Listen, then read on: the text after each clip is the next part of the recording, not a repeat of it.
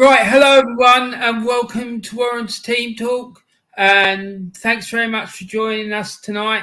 And tonight I've got a new series starting called Desert Island Football Matches, and I'm absolutely delighted about this one. I'm really excited. In this series, I'm going to be talking to people about what 5 football matches they would like to have with them on, say, DVD, digital media, Blu-ray, etc., if they were deserted on a desert island. And I'm absolutely delighted to say that my first ever guest on this show, in this series, is going to be Mr. Jez Collins. So, Jez, welcome to the show, mate. And do you want to just briefly introduce yourself to people? Yeah. I mean, first of all, Warren, thanks for inviting me on for your first ever stream on your new series. You know, it's an honour, my friend. I mean, okay, lifelong Arsenal fan. Been watching Arsenal now since 1967. So I've been around the club for quite a while. And yeah, I've had a lot of experiences, good and bad, with Arsenal. As an Arsenal fan, any Arsenal fan will have had that experience. It's ups and downs and highs and lows, and yeah, I mean, it is what it is. But yeah, born in Highbury, right opposite the North Bank, Gillespie Road, in my grandparents' back room, and lived in Avenel Road for 24 years from a little tot. So I know Arsenal pretty damn well. Witnessed some great stuff and been to some amazing matches. I mean, I could name more than 5, but we've gone for these 5 because they are particularly iconic games. Yeah, they certainly are. And I just have to say again, thanks very much, Jez, for agreeing to be the first person to come on this this series. And to be honest, I couldn't think of a more perfect person to kick this thing off, because as far as I'm concerned, you exemplify in a person what this club's supposed to be all about, you know. And very kind of you. No, it's absolutely fine.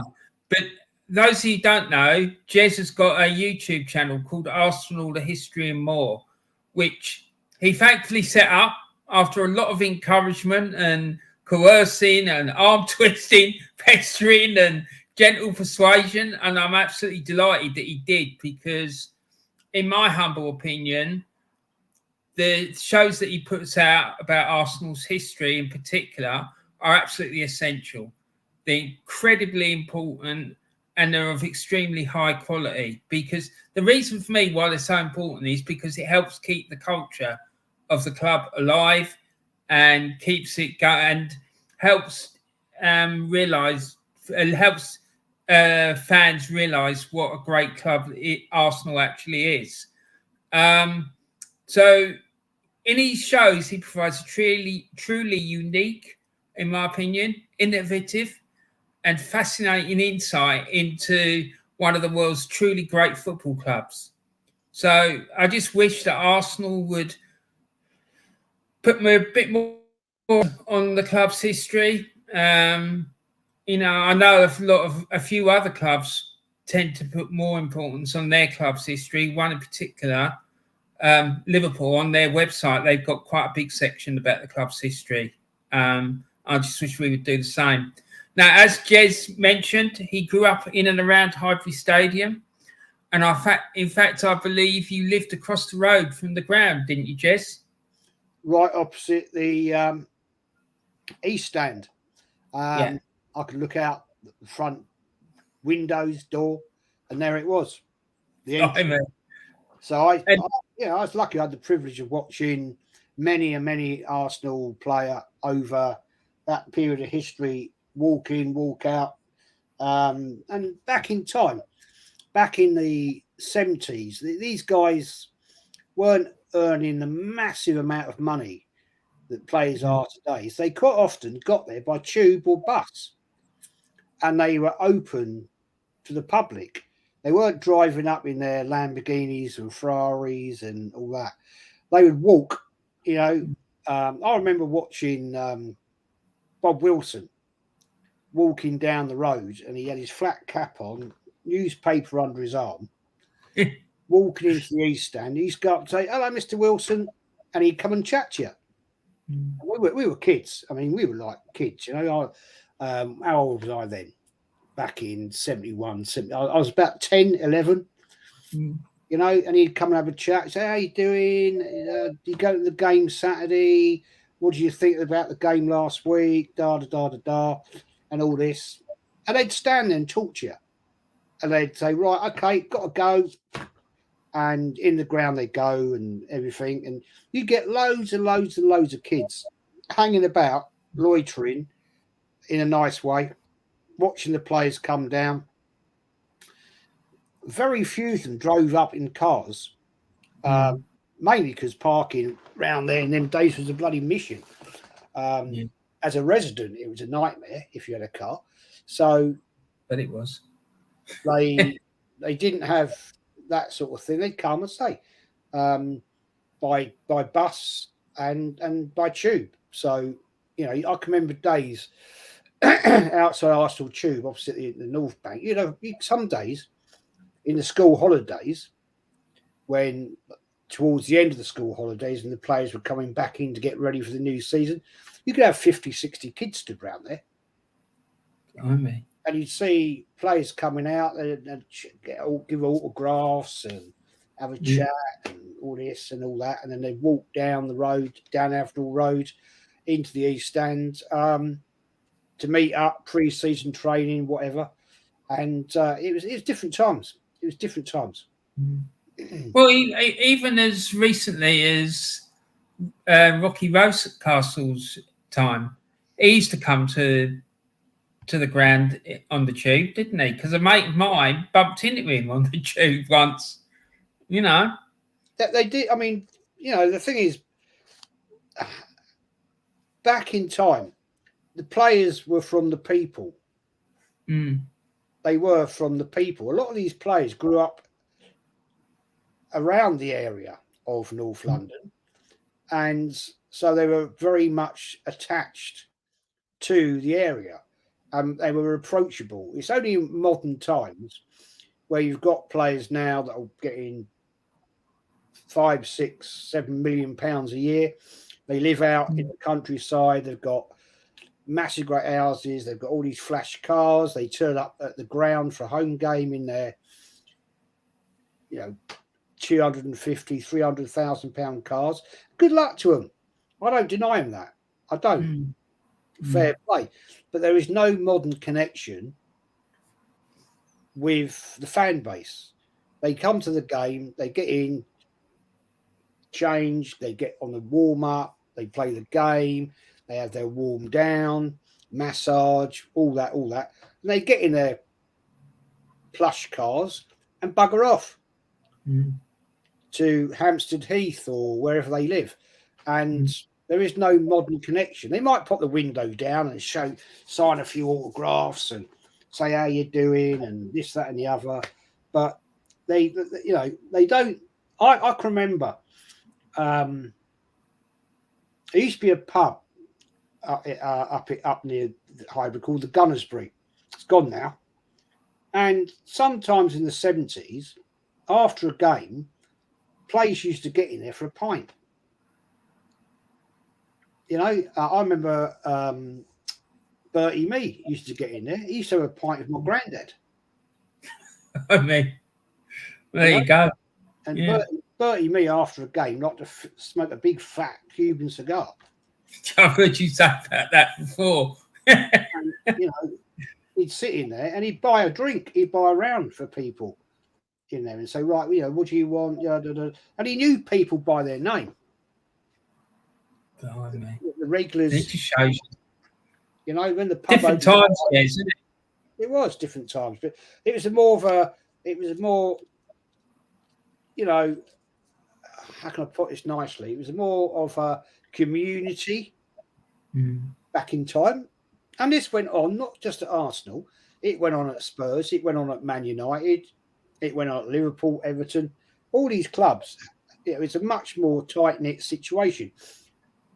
The fan base now is a very global thing. So you get people from all around the world making their comments and having debates. And unfortunately for a lot of them, they've never, ever had the great opportunity of going to a live game. And that's not their fault, because it's, going to a football match nowadays is not a cheap day out. Even for me, where I live, getting up to the Emirates, it's 60 quid, train, tube and all that. Then food, drink, match day ticket, which could be anything like 90 quid. And, whatever, you're talking like 250 quid day out. Because the prices at the Emirates are, for food and drink, are extortionate. The food in the concourse is pretty rubbish. So it's a lot of money. And, with current times, it's something a lot of people can't afford. And I think that's a great shame. And if you're traveling from abroad, which I know people do, they come for a weekend to go and see Arsenal play at the Emirates, they're paying out. I mean, look at Del Boy Gunner. He does it with his little lad. I mean, God knows how much that costs him. No, it costs a fair packet, mate. I can imagine. You know what I mean? He's got flights. He's got a hotel for 2 nights. Then he's got to travel back, plus food, drink. And, London's not a cheap place wherever you stay. No, 100%. So that's got to be for him and his little lad. He's got to be looking at 500-600 quid. Yeah, it's got to be. It's a lot of money, man. Exactly, it is a lot of money. And anyway, carrying on, you grew up in a family of Arsenal fans, didn't you, Jez? And well, my granddad, my granddad was born in 1906. First game he ever went to at Highbury was 1924. And my grandparents got married, I think, in 1932. They, for work reasons, my granddad moved to Gillespie Road, and they rented the property. They couldn't afford to buy that property back then. They rented it. And obviously, as an Arsenal fan, had the availability to go every week, damn near. I mean, he went home and away. I remember him telling me the stories of the great 30s games. He would sometimes, apparently, to afford to go away, get the train fare and go away, he would say to my grandmother, I won't eat for 3 days. Oh, God. He wanted to go and watch Arsenal, let's say, I don't know, Newcastle, Liverpool, wherever they were at the time. Yeah. Apparently, it's true. That's what all he would do is eat potatoes. So he could actually go to the game. And back in time, I mean, you've got to remember that area, North London, was not a rich area. No. So it was tough times, and obviously catching the train from wherever they were going to, King's Cross, Euston, wherever they were going to go and watch a team. It was difficult times. It was a difficult time. And he used to tell me when I was a very young kid all about the great days, the great games he went to, and he went. I think he went to every home and away league and cup game. Blimey. From that takes some doing. I think it was 28 to 39. Bloody hell. 11 years. He never, ever, ever missed a game. Jesus. And then obviously the Second World War started, and football was postponed. Mm. And I remember him telling me about his first ever game in 1946 at Highbury. He said the stadium was absolutely busting because a lot of the games just after the war they had to play at White Hart Lane. Mm-hmm. Because Highbury during the Second World War was a marshalling yard for the army, so it got bombed, had severe damage to the North Bank. So a lot of the first season's games were played at White Hart Lane. Even though the animosity between Spurs and Arsenal had started back in 1913, and I debated about that in one of my history shows, what happened there, the controversy, corruption, and all that.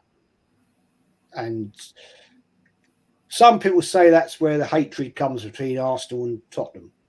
If that's true, I can see it was because of the pure fact of how Sir Henry Norris and William Hall got Arsenal re-elected to Division 1 from Division 2 at the end of the First World War.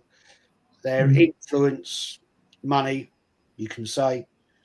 I can see how that's come about in history. You can't blame Tottenham for it, let's be fair.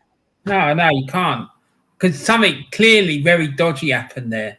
Do you know what I mean? Because they finished 5th in the second division, and then they leapfrogged 2 sides, and also replaced Tottenham, who were in the first division and got relegated because they wanted to extend the size of the first division.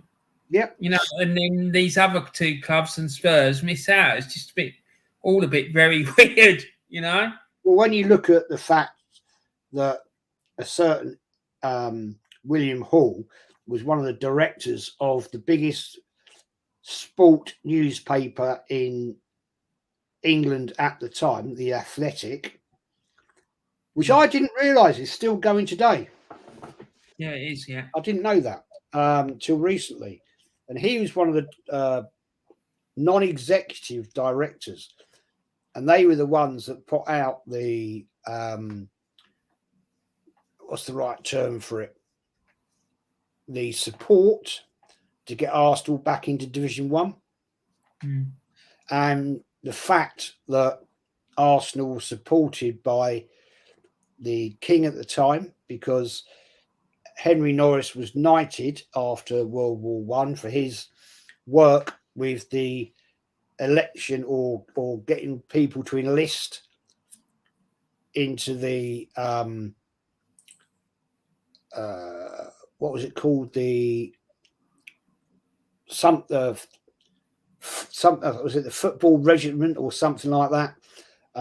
He was a major player in that, and so he got knighted by the king at the time, and that had a major impact, especially just after World War One. People were very forthright in their minds that what had gone on, and that's my belief how it all happened. You know, you try and find actual concrete evidence of it. It's very. I've looked at that aspect for a many years, but you get little snippets here, little snippets there, and you can put a story together, but there's no concrete evidence that was actually the case. But when you look at what happened in that vote in the Athletic newspaper and the actual vote that took place, that seems to me major corruption. Well, it certainly looks like it, doesn't it? Well, you look at what happened to them a few years later. They both got kicked out of football. Well, yeah, exactly. For corruption, fraud. You know, so I don't think there's a lot of guesswork required to actually work out what went on. No, exactly. So anyway, guys, Jez, as you can see, he's a lifelong Arsenal fan. and the baton has been passed down from his grandfather to him, and he's been trying to pass it on to his family as well. So, and Jez is in it all since he's been following Arsenal, as have. It's in the good, the bad, and the ugly, and a lot of it has been in the last few years as well. But less said about that, the better. So, for today's show, Jez has chosen the following 5 football matches to take with him on his desert island. The first one of which is Crystal Palace against Arsenal on the 21st of October 1972, a game where Arsenal won 3-2. The second one he chose was the 1971 FA Cup final on the 8th of May 1971, where Arsenal beat Liverpool 2-1 after extra time. Then the third game, he chose the infamous Anfield 89 game on the 26th of May 1989, where Arsenal beat Liverpool 2-0 at Anfield. The fourth game was Tottenham against Arsenal on the 13th of November 2004, a game which Arsenal won by 5-4.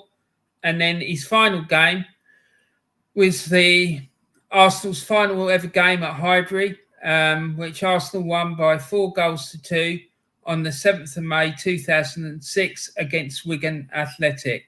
So, welcome, Jez, to this new series on my channel, and thanks to agreeing to take part. Before we get really started into it, though, Jez, can you just give everyone a sort of brief rundown about what your channel's all about and what you do on it, please, mate? Yeah, basically, I set it up in April under duress. I've been going on Lee Gunner's channel for nearly 3 years. Met some lovely people on there. Kenny, Ken, Claude, unfortunately, and passed away. And yeah, I mean, it's been tragic times. We've lost 2 great people in sad ways, really. But Lee's great channel. He says it as it is. He shoots from the hip. I don't always agree with everything he says, but that's the whole point of us having debates. And people in the chat kept saying, Jez, do your own channel. Jez, do your own channel. Jez, do your own channel. And I really wasn't that bothered. I was actually more enjoying going on other people's channels. I used to come on your channel. I used to go on Diesel. I used to go on Northside London, Gracie May.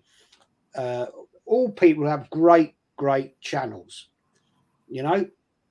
And it was after one game, one weekend, we were doing a podcast on a Sunday evening. Arsenal had played on the Saturday. We were doing a podcast, and 3 or 4 people said, Jez, you've got to do your own YouTube channel. And I thought, oh, God, really? So I decided one night, a Tuesday night, I'll bite the bullet. Something was going on, and it might have been a Wednesday. I might be wrong. But I started setting it up, couldn't get it sorted. The lovely little Gracie May said, Jez, do you want me to do it for you? She did. She set it up in literally 10 minutes. And it was live. And I think I went on Lee's channel. He was doing something that night. I can't remember what it was. And Kenny was there. And I said to Lee, before the start of the show, I've just set my own YouTube channel up. And Lee that night promoted it. And I went live, I think, about 9 o'clock that night. Terribly nervous, doing it on my own. Never done it on my own.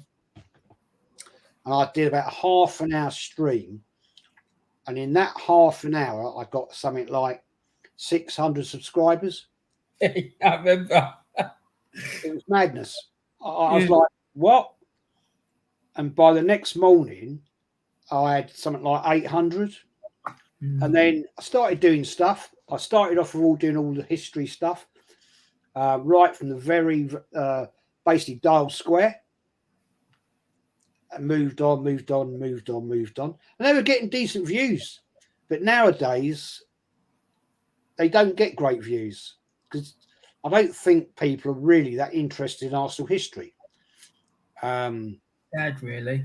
Sad, because Arsenal is one of the biggest clubs in English history. But I don't know.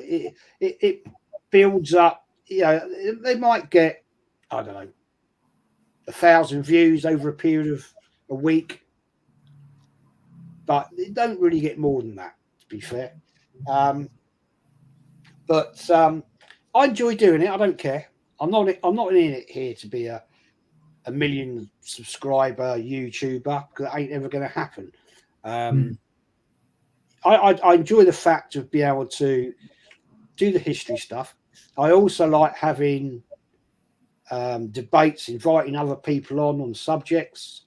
May it be a match preview, a match review, or just talking about Arsenal.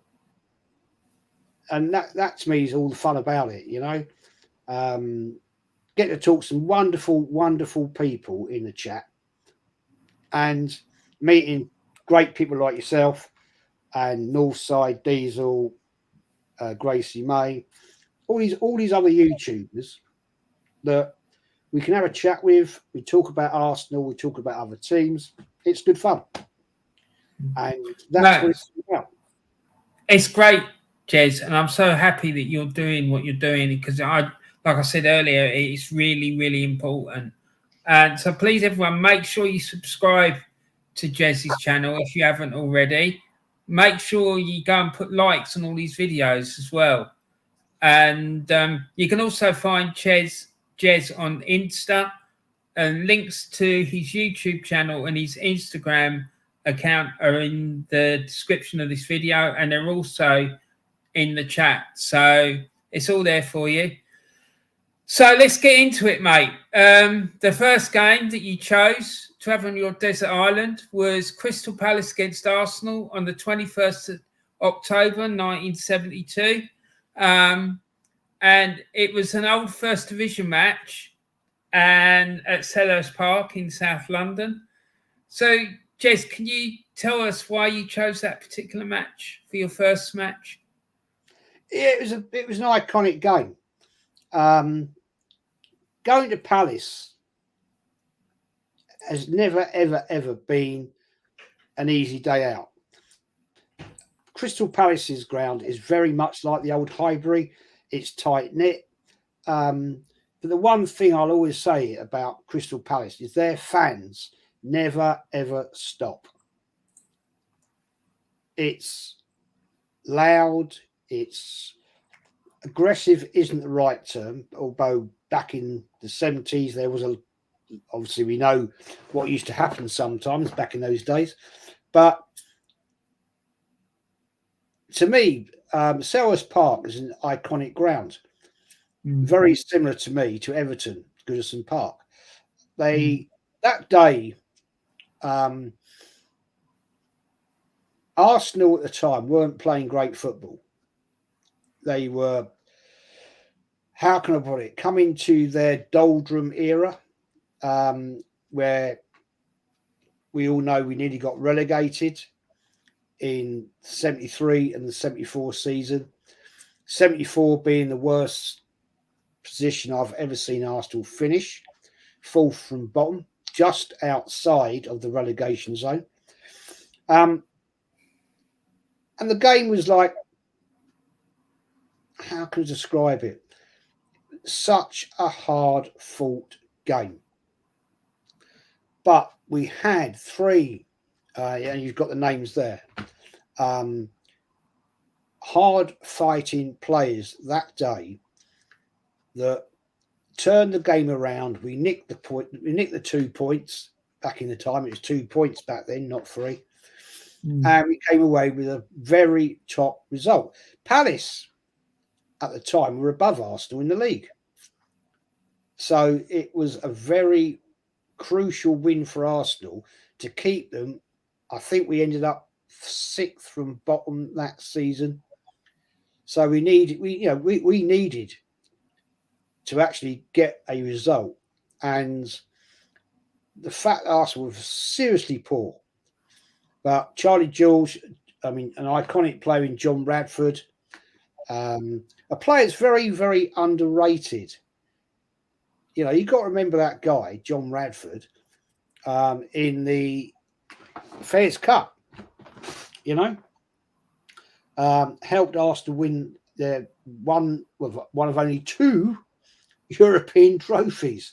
And he was a stalwart of the club, absolutely. Pat Rice, well, we all know about Pat Rice, you know, went on to be an iconic, you know, he had a great career at Arsenal, but he went on to be an absolute legend in my book of what he did behind the scenes. Temporary manager at one point, being a coach. Yeah, I mean, that team that day was something else. And the other thing I remember, that ground that day was overflowing. It was madness because back in then, obviously, we had the terracing, and it was craziness. It was people were spilling onto the pitch behind the goals. The police were pushing people back, stewards and all that. It was, I mean, I think that whole one corner of Selhurst Park, there was probably, I'm guessing, I could be wrong, 5,000-6,000 Arsenal fans there. Blimey. And it was just an unbelievable atmosphere. Unbelievable. I mean, you were like that. Sardines. And the place was an absolute uproar. You know, when we came back to win that 3-2, it was just absolute uproar. Palace, I think, if I remember rightly, had gone 1-0 up. We came back 1-1. They went 2-1, ended up, I think, at half time 2-2.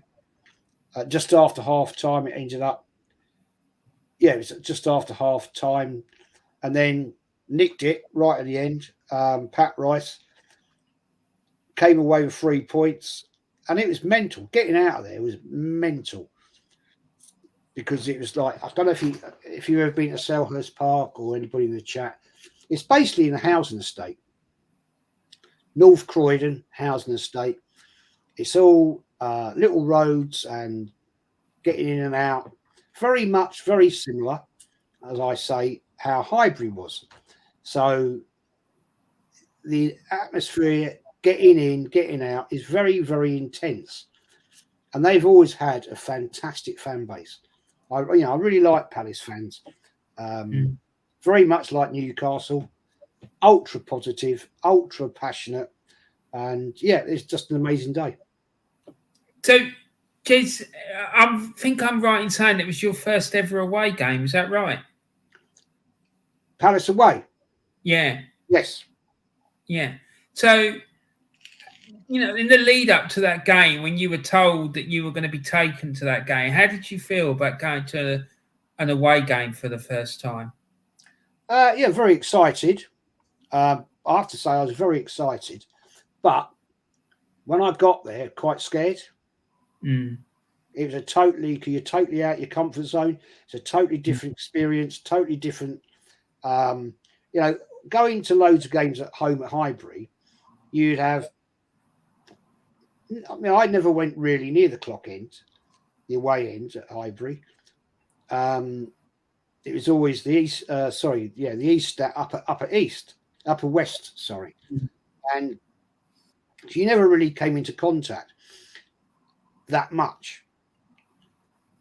But to actually go to a foreign grounds on a day like that, in that intensity, it was scary actually as a kid. No, I can imagine because I've been to Selhurst Park, mate. I went I think it's my first away game as well, but mine was 19. I think it was 1978 when we lost 1-0. Dave Swindler, he was laying on the ground, the ball hit him on the head and bounced into the net. Yeah. That was really intense because you're right, their supporters are really, really intense and really loud, but in a really good way. They really get behind their team. And Arsenal were packed into that white wall. And you remember the white wall? Yeah. At Palace? Yeah. Arsenal were packed in there. And it was a mad day. It really was. So did you go with your granddad to that one, Jez? Yeah. And going to that game, being your first one away from home, did it have any long-term impact on you? Not really. Mm. Not really. I think the first, I mean, it was a little kid. I'm 11, yeah. Mm. And you know what match days are like at home or away. It's bustle, bustle, bustle, bustle. Mm. All I remember was my granddad had this big long coat, and we were walking down. He had the coat over me like this. Well, I couldn't really see where we were bleeding going, to be honest. Because we went with him, my granddad, and 3 of his friends that had been going as long as basically he had. So, I mean, my granddad then was in his latter part of his 50s, and he was quite a big guy, you know, and we were getting scooted along, like I remember I was like almost falling over because he's like almost sort of carrying me under his coat, and it was quite mind blowing. I'd never experienced anything like that in my life. Imagine, because I remember what it was like my first time, and funnily enough, my first time away was at Palace as well. So I know what you're saying, because that ground, it's a great ground. I really like Selhurst Park, Jez. It's not too far from where I live. You know, I used to have a girlfriend who lived right near the ground, and sometimes we'd be round her house on a Saturday, and you'd hear the fans. You'd be able to hear the fans from her flat. It was mad, you know. So anyway, what I'm going to do now, Jez, I'm just going to quickly go through this chat. Yep. And before we start on the next game. So we've got Dan saying evening, Warren and others. Hi, Dan. Nice to see you, mate. Top mate's a Stockport County fan, that fella. And got Taib here. Hi, Warren and Jesus. Top man, Taib. Nice to see him, buddy. David Dundas. Morning, all. Hello, Warren and Jez. Hi, David. I hope you're good. I hope you have a great day. And Darren's in. Evening, Warren and Jez. Hi, Darren. Lovely to see you, mate. I hope you're good. And then David Dundas says, saw a disco on YouTube about the rivalry, a doco on YouTube about the rivalry.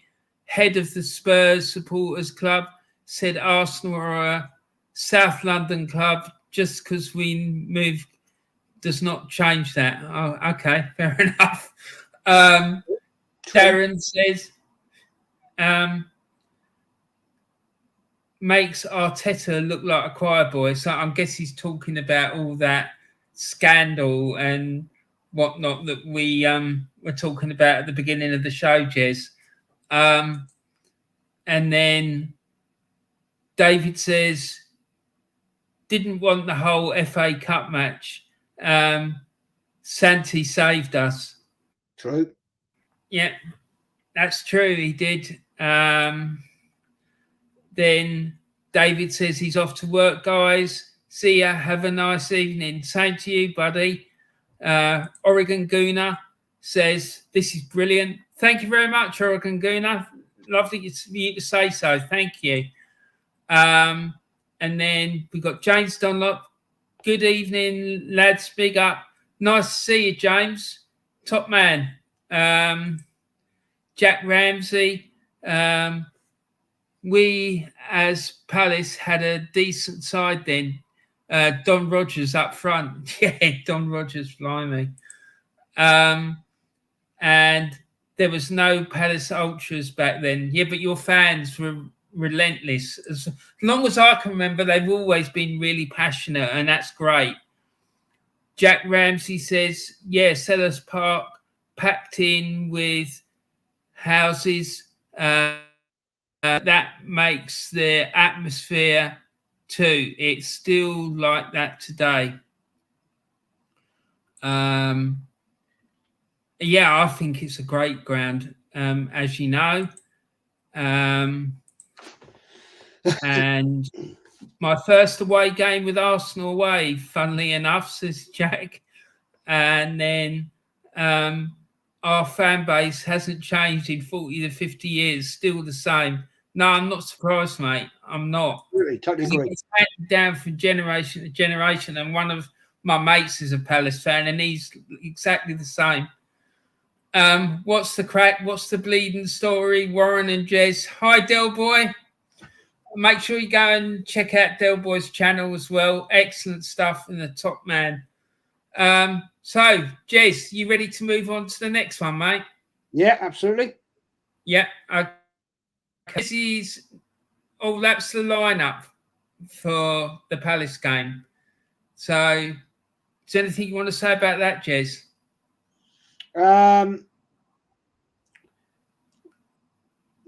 I'll say one thing. A player on the left wing there, poor old Peter Marinello. Yeah. When we bought him, he was gassed up to be the next George Best.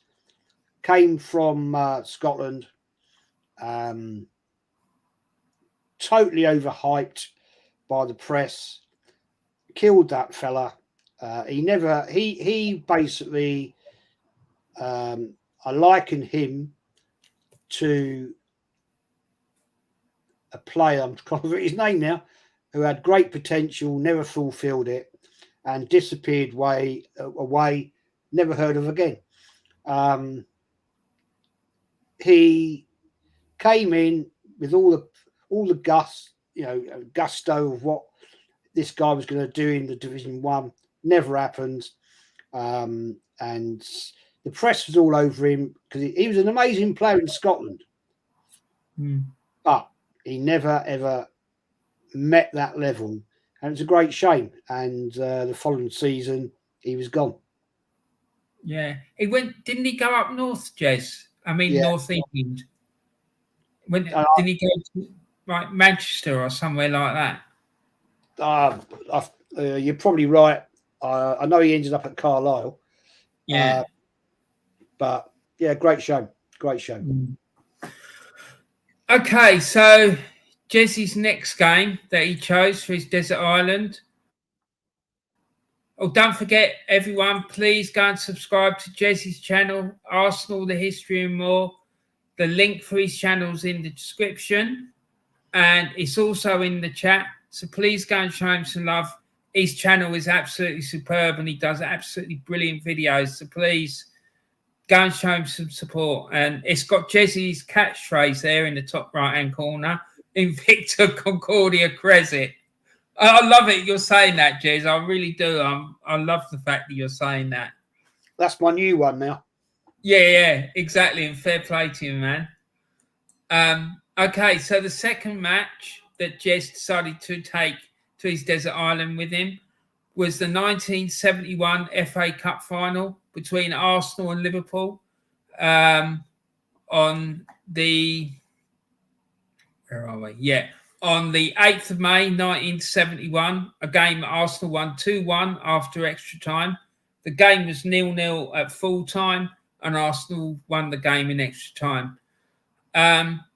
when looking at this game, Jez, I personally think it's important to remember that in the 3 years before that game was played, Arsenal had been runners-up twice in the English Football League Cup, losing to Swindon Town and Leeds United, and then winning the European Intercity Fairs Cup against Anderlecht. And that trophy was Arsenal's first major trophy since winning the English Football League title in the 1952-3 season. That Intercity Fairs Cup, for those of you who don't know, it was like a pre-runner sort of to the current Europa League, if I'm not wrong. And at the very start of it, teams would be formed from cities. So you'd have a team from Birmingham entering it. I think there was a team representing London was in it. So it wasn't like Birmingham City, but then they would have players from Aston Villa, West Brom and Birmingham, and then the London side would have teams from all the London clubs in it. Is that right, Jez? No, it was basically teams. Okay, it was done by the best performing team from certain cities were invited. So you'd have the Intercity Fairs Cup. So if they basically UEFA selected certain cities in each country, which had multiple teams.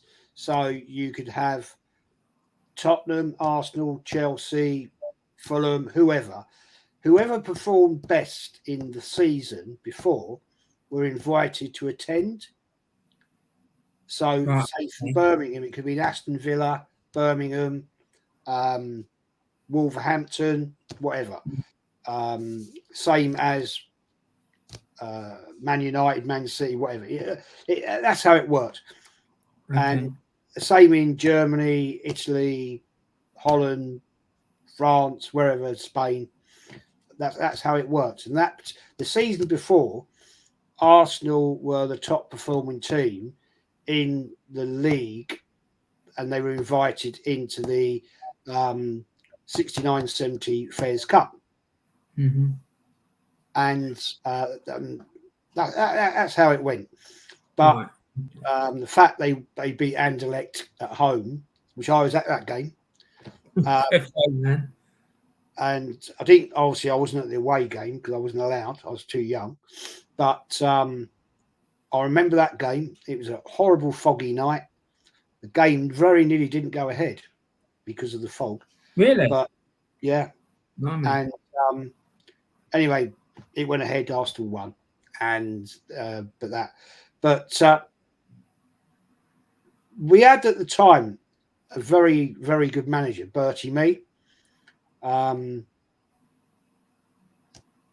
In what he achieved, he's a very underrated manager, and the man deserves more credit because this season, this season we're talking about, he won Arsenal their first ever double. The only team to have ever won a double before this was Tottenham Hotspur in 1961, the year I was born. So that's quite an achievement, and the guy basically gets very little credit for it. And this is the first time Arsenal have won an FA Cup for a very long time, and to win the league. So that was quite an achievement, to be fair. So let's talk about this 1971 FA Cup final, Jez. So can you just explain why you chose this game? Well, it's my first ever FA Cup final. I was a junior ticket holder, so I was able to get an FA Cup ticket with my granddad, and we went to the game. It was an absolutely melting day in May. It was so hot, boilingly hot, and the game started. It was nip and tuck. We have to remember this is the build of one of the greatest Liverpool times of modern football history. They were so dominant in the 70s that this was their start. And that day, it was a very tight game, and chances in the game were very few and far between. But at 90 minutes, the game went to extra time. You could see players were fatigued with the heat. I mean, people in the crowd were fainting. This is back in time when Wembley used to have 100,000 fans in the stadium. Mm. So you can imagine what it was like. Packed in like sardines in the terracing, and the game kicked off in the first 15 minutes of extra time. Steve Highway scored the goal, and it was like, oh, you know, you could see the Arsenal players were flagging, and then all of a sudden, Eddie Kelly comes up, scores that goal. The Arsenal end, the tunnel end. There's an old saying: whatever team had the tunnel end entrance wins the FA Cup. And there's certainly a great history in that statement. And that year, Arsenal had the tunnel end entrance. And Arsenal equalised. Liverpool, you can see, were very tired. Then we had the absolute iconic goal by Charlie George. He scored. He went down on his back, as your picture shows, and got up. Game starts, and he goes down with cramp. That's a good comment. Was it George Graham? It was originally credited to George Graham, but actually it was proven he didn't actually touch the ball. Because I was going to ask you about that, what you thought about it, because you're right, there was a lot of controversy about it on the day, and, you know, on YouTube about some of the debates about it and whatnot. Well, and the shot was made by Eddie Kelly, but in that picture, it looks like George Graham touches the ball. But modern and after the game, it was proven he never touched the ball. During the game, it was credited to George Graham. But subsequently afterwards, it was actually credited to Eddie Kelly. Wow. So, Jez, when you found out, I mean, because what you need to remember is, like, back in the day, particularly in this period that we're talking about, the FA Cup final was one of the biggest days in the football calendar. All day. And cup final tickets were like gold dust. And if you got a cup final ticket, you felt like you'd won the pools. It was that much of a big thing, and you go and tell people, I've got a ticket for the cup final. So how did you feel, Jez, when you found out that you were going to be going to the cup final? And I didn't understand really, because you used to get tokens as a ticket holder. I was a junior holder. You'd have to collect the tokens, and if you got to a cup final, League Cup, FA Cup, you'd have to prove your tokens, and it was basically done on a job count. Now, whether I should have got that ticket, I don't know. But all I'm going to say to you is this. At that time, my granddad was a senior steward at Highbury. And I'll leave you it there. Right, okay.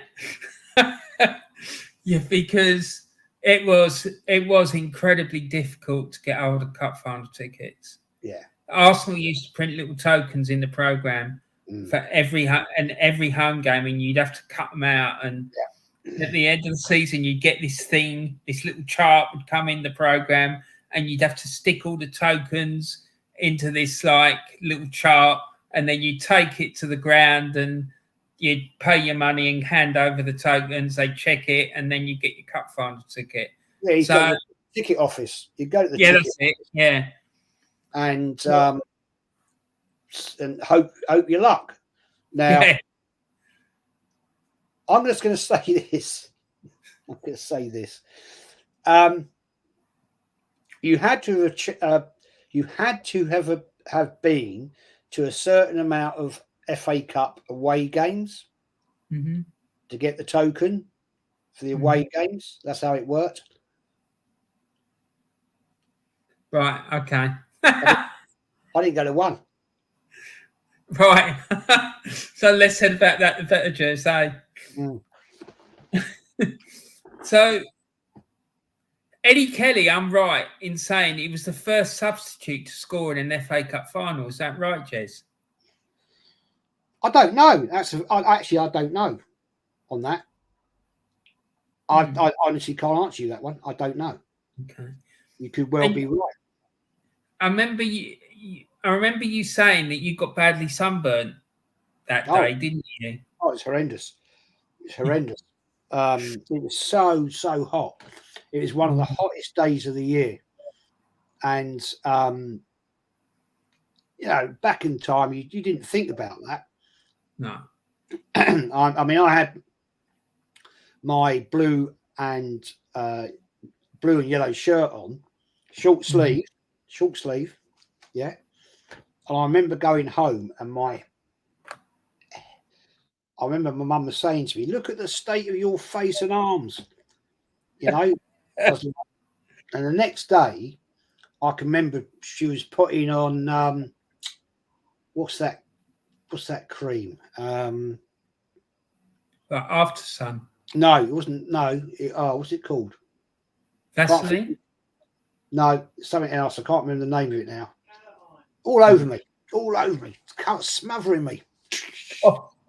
And I remember a few days later getting blisters on here and on the forehead. It was all like it was blistering, then started to peel. Jesus. It was proper. I mean, it's almost my head was all your banner at the bottom here. It wasn't far off that. I swear to God. Seriously. Blimey. Calamine. Yeah, Darren Sullivan's just put it in there. Calamine lotion. That's it. Yeah. Calamine lotion. Yeah. Because back in the day, FA Cup final, the weather was always really nice, wasn't it? It was very rare that you'd have a wet cup final day, wasn't it? No, yeah. I mean, it's always like sort of second week of May. Yeah. And it was a massive day because, I mean, I games you'd watch latter years. If Arsenal were in a cup final, you'd be watching the whole day. If it was Liverpool or Chelsea or whoever, I remember the Chelsea Leeds one, and you'd have BBC cameras at the hotel. You'd see them leaving the hotel, travelling down the M1 into North London. Yeah, it was a massive day out. It was a huge day. It's not regarded as that now. No, it's not, and it's quite sad, really. It is for me. Because it was. I grew up. It was a massive event, and it used to get really hyped up, and they'd make a big thing out of it on, the TV and whatnot. It would start like 10, 11 o'clock in the morning and go on till about 6 o'clock at night. But it's always 3 o'clock kickoff. Yeah. The 3 o'clock kickoff on a Saturday afternoon, and the whole of London would stop for the FA Cup. And not just London, but, Manchester, Liverpool, everybody would be indoors, glued to the TV to watch the FA Cup. I mean, back in those days, the pubs used to shut, I think, I'm right in saying about 3 o'clock. Then reopen at 6 in the evening, I think. So people would be rushing home from the pub on a Saturday lunchtime. I wasn't old enough, but to watch the game, and you'd be sat there. I remember as a kid on a black and white TV, watching. I'd be watching it from like first thing, as soon as the program started, all the way through, watching the game right at the end, and then the next day on this particular game was the massive bus parade starting outside the East Stand in Highbury. You go up round Islington and all that. It was my first ever time I ever saw an open top bus parade. Yeah, it's in there in the picture, isn't it? Yeah. So, Jez, can you remember anything about the match itself? Yeah, loads. It was a very tough, hard-fought game. Liverpool, in my honest opinion, Liverpool were the better team. They were building what went on to be a most iconic team. It was one of those ones, Warren. It's the classic. Arsenal won ugly. They didn't play great football. We had a great goalkeeper at that time, in my opinion, was better than Ray Clements. Bob Wilson was a proven international goalkeeper. We had a very vivacious midfield. It was very much like how you could compare the old Leeds United midfield with Billy Bremner, Norman Hunter, break your legs, tackles. And I think Liverpool were wary of that. I won't lie. But their strike force, in my opinion, was Steve Highway, and that was better than Arsenal's. But Arsenal got lucky on the day. And I think, thinking back on it in time, Liverpool had expended so much energy in that second half that it came upon them in the first 15 minutes of the extra time. And you can see they were severely lagging. And Charlie George, he was a very athletic player. He was big, he was strong, lanky, and he scored that great goal. Game restarts, he goes down with cramp. He was a local lad, Jez, wasn't he? Yeah. Is that right? Yeah. Because I heard that he went to school in the area. He used to stand on the North Bank and stuff like that. Apparently so. Yeah, he used to stand on the North Bank. Then he got picked up as an apprentice. They used to call him apprentice back then, and went on to be the legend of the club that he is today. So this picture here, Jez, do you see that? Who's that? Do you know who that is holding the cup?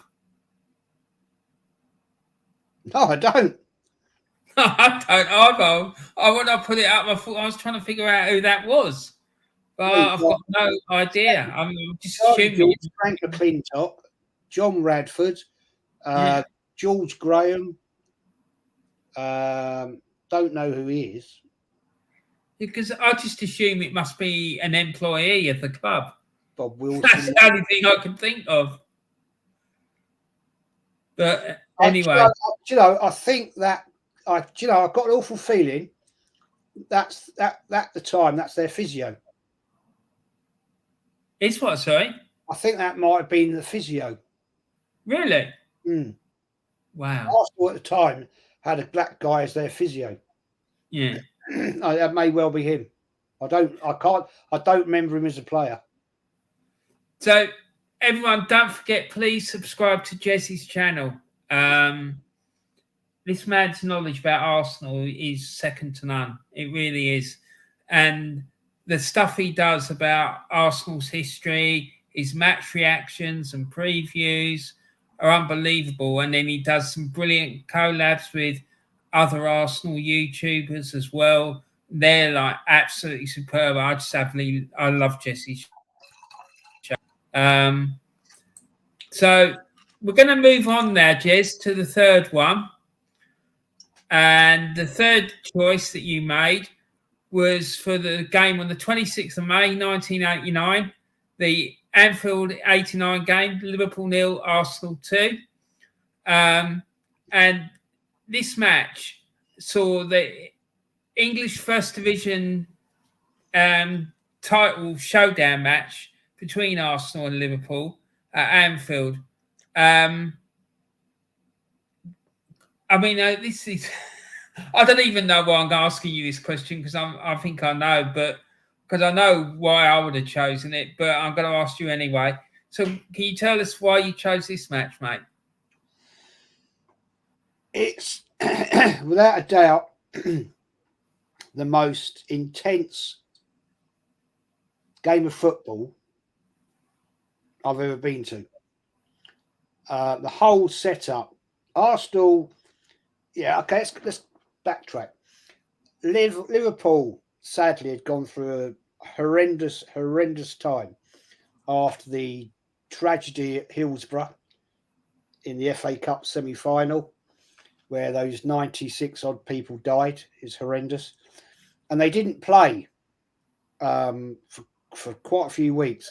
Arsenal, in the meantime, were sneaking away with the league, and Liverpool came back in and drew level on points with Arsenal.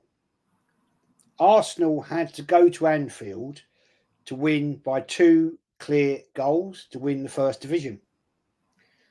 And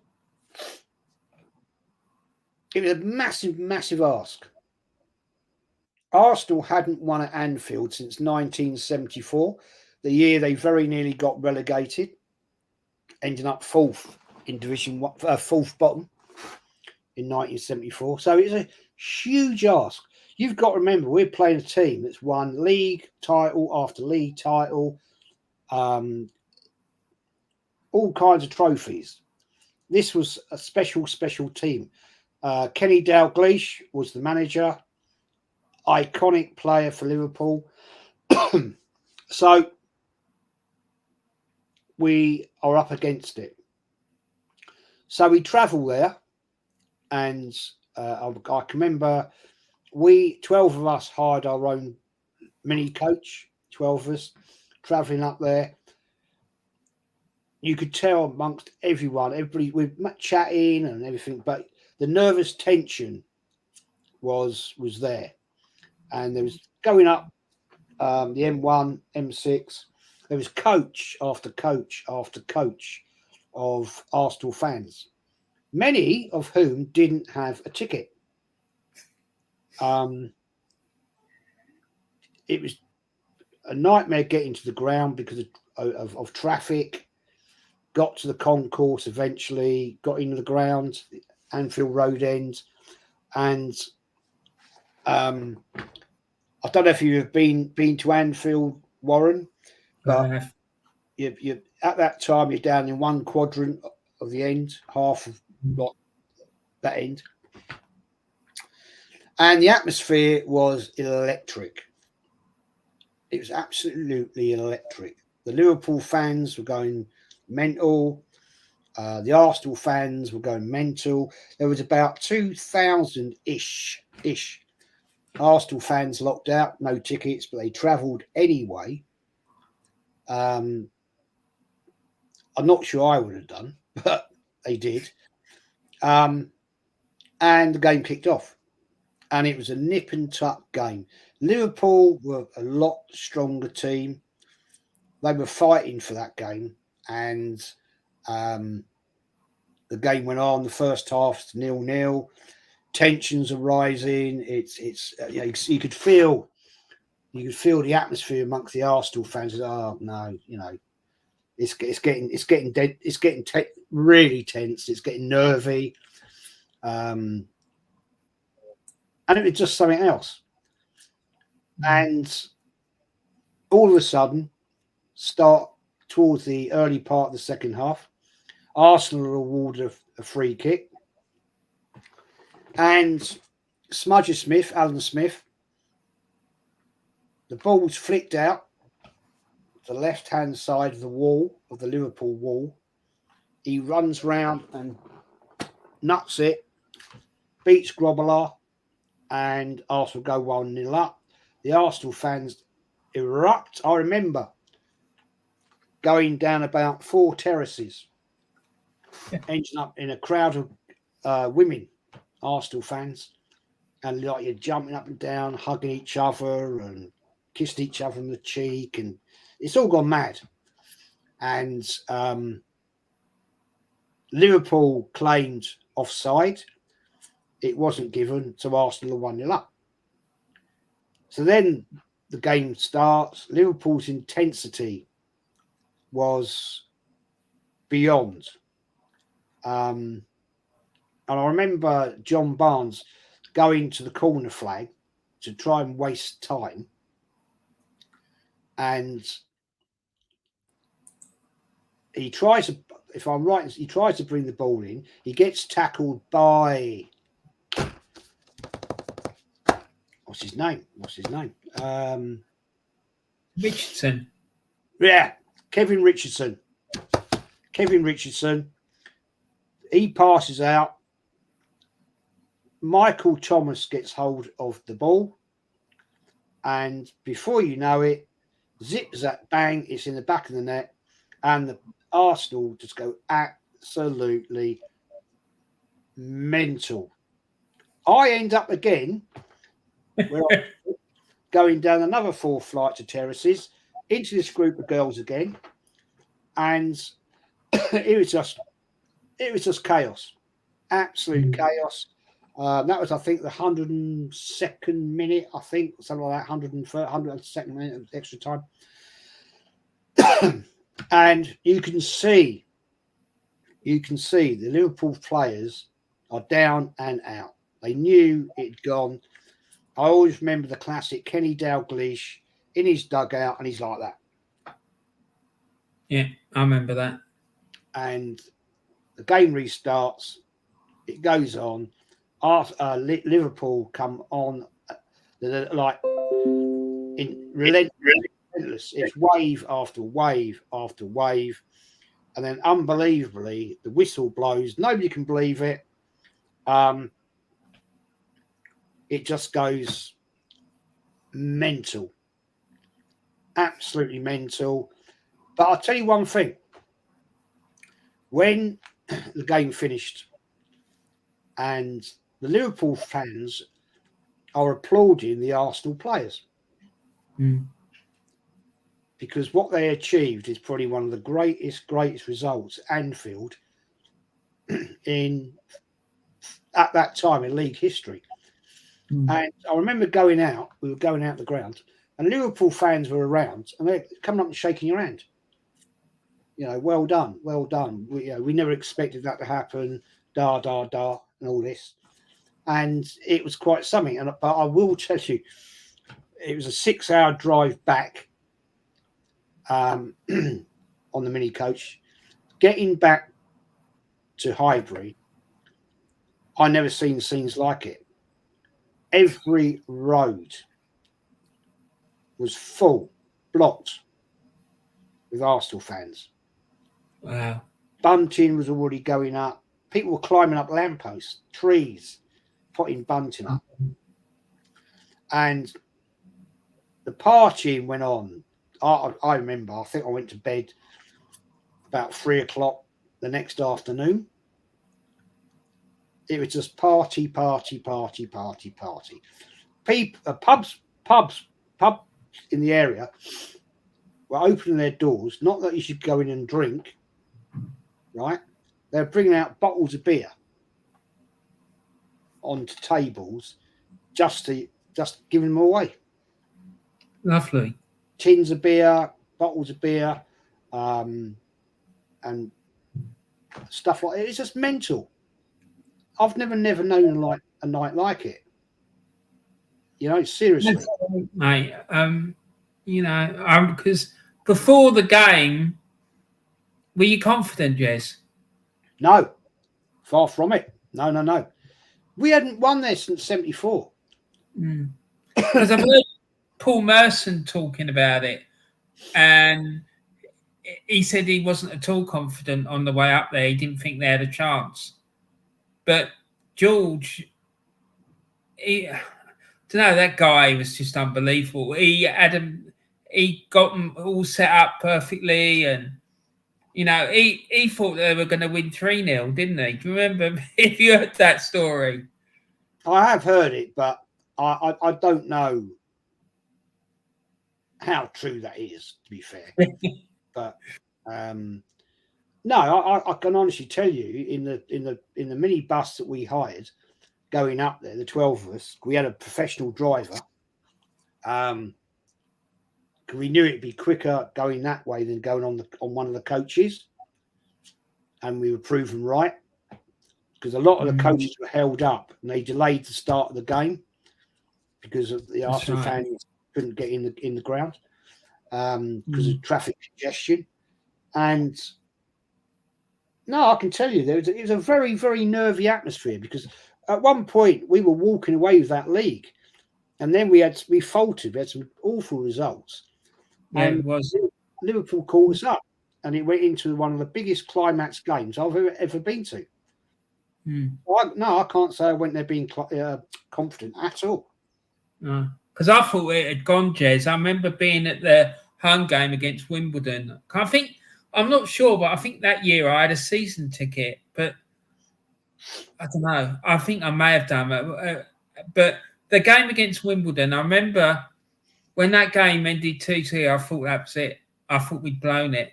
And I remember walking away from the ground being upset, and then trying to sort of console myself and saying, well, at least we gave it a good go, I suppose. But I was just gutted. I really thought it had gone.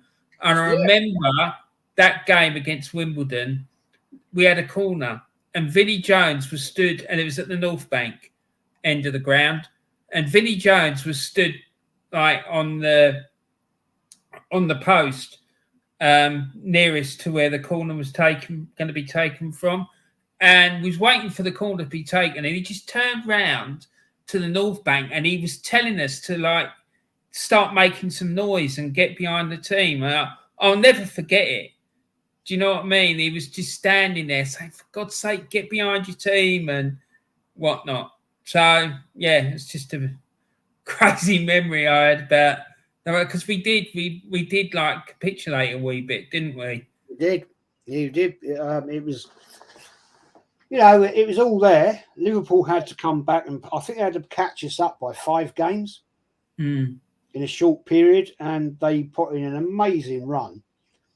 And it came down to the wire. And I honestly will say, I thought, oh no, this is gone. I can't see us beating them 2-0 at Anfield. I couldn't. If it's been Highbury, I thought, yeah, okay, we're in with a shout. But as I say, we hadn't beaten them there since 1974.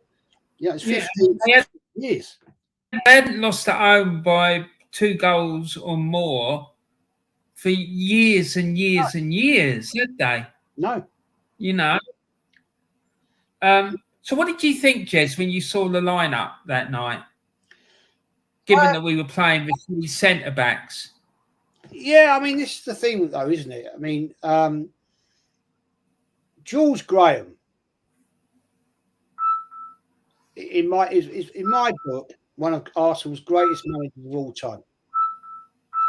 With what he achieved, with what he had, you can't deny it. And I think he had the set up right. But you look at that back defence. That's, they're all absolute legend players. David O'Leary playing almost a sweeper role. Tony Adams, Steve Bold, Winterburn, Lee Dixon. Yeah. I mean, you got to say, Kevin Richardson that night played out of his skin, as did David Rocastle and Michael Thomas. Absolutely. You couldn't ask anything better. But when you look at the team they were facing, you're thinking, oh, Christ. But that team, they were relentless. I mean, like, I think was it a week before or like a few days before they thumped West Ham at home 5-1, didn't they? Yeah. West Ham weren't like some mediocre little club at the time. They were a good side. They were a good side. They were. Yeah. We drew against them. Yeah. So, yeah, what a night that was, Jez. So this was the celebration. So it sounds like it was absolute mayhem. And how long do you reckon the celebrations went on for in and around the club and whatnot after that victory?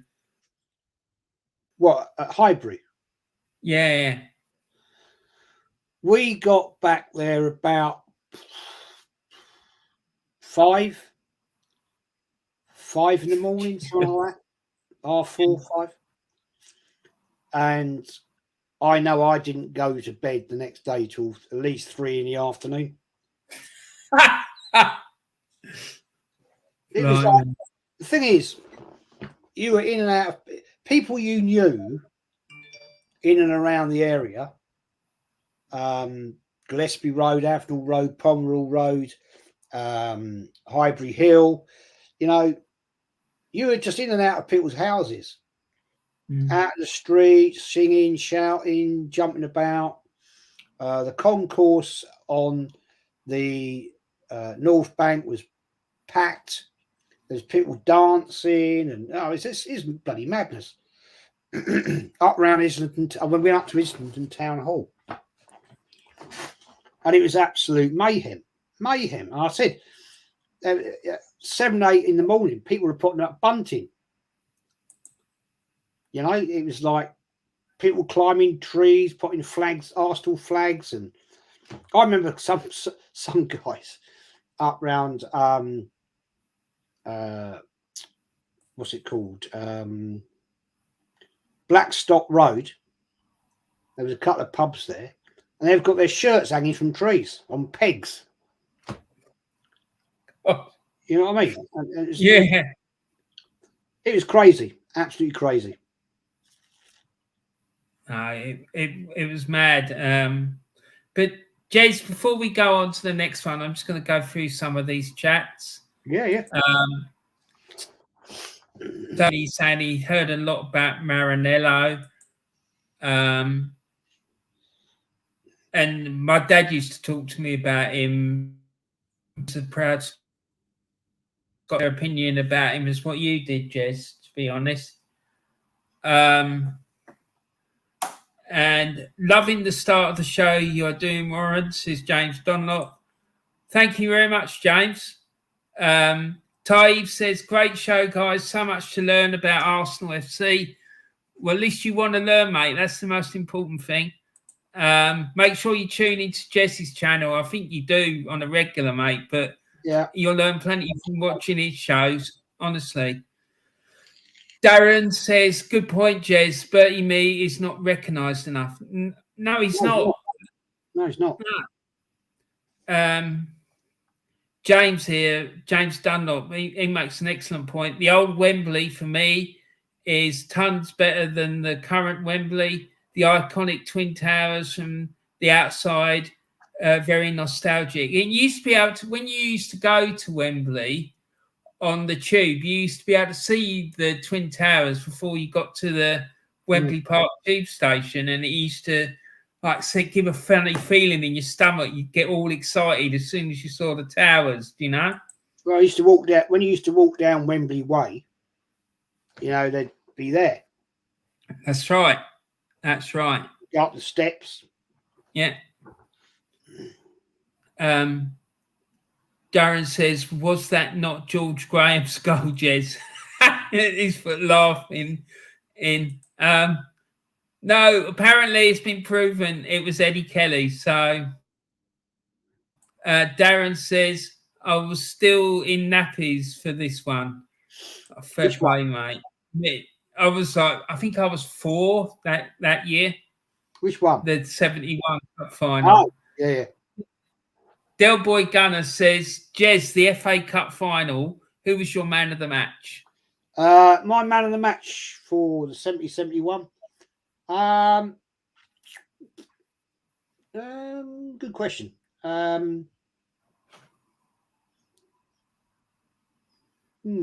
That's a tough one. I'm going to say Bob Wilson. Fair play. Bob Wilson kept us in that game. Mm. The amount of shots Liverpool had. Bob Wilson, an absolute Arsenal legend. How he has not got a statue, I just don't know. Not only was he an Arsenal icon, he went on to be our goalkeeping coach for, crikey, how many years? 30 years? 20, 25, 30 years? Yeah. He was an amazing player for Arsenal, and that concourse outside the Emirates should have about another 8 statues. You should. We should have a legends walk or something like that, Jez. Do you know, like a concourse that people walk down and can see all the legends either side or something? I don't know, something like that. I think that would be brilliant. Well, look at the statues that are out there. Look at the statues that are there. Yeah. Thierry Henry, quite right, our highest ever goal scorer for Arsenal. Herbert Chapman, who led the golden era of Arsenal. Why aren't there a few other, legends statues out there? Bergkamp's got one, hasn't he, Jez? Quite rightly. But that's it, isn't it? Yeah. Our longest serving ever player, David O'Leary, played more games for Arsenal than any other player in Arsenal's history. Why hasn't he got one?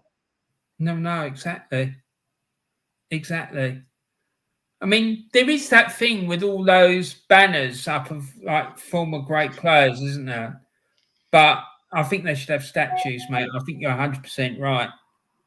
I really do. Yeah, absolutely. So, okay, Darren saying back of the program tokens. Yeah, that's right. I remember them. Yes, queue up. Yes, queue up. Those were the days by the clock in. That's right. And Darren says, Calamine. Moon. I don't know what that is. That's the calamine lotion that I. Oh, right. Calamine. Right. And Darren says, in the merry month of May, in the yellow ribbons. Yeah, I remember that song. And cans of lager, Chris, nuts, world of sport, build up. Yeah, exactly. And Zach Football TV.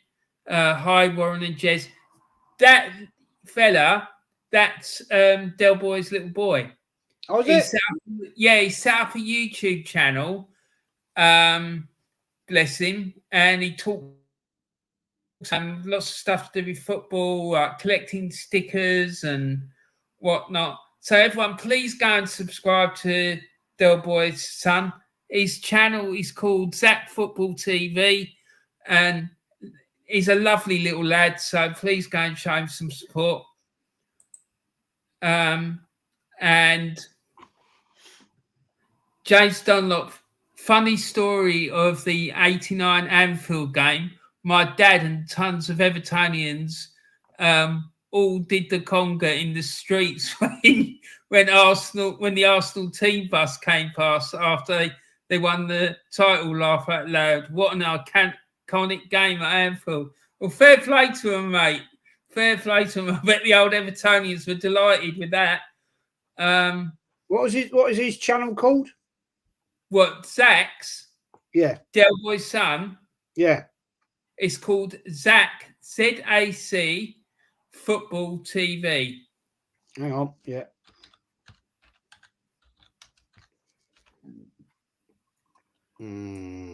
Zach Football TV. That's it, yeah.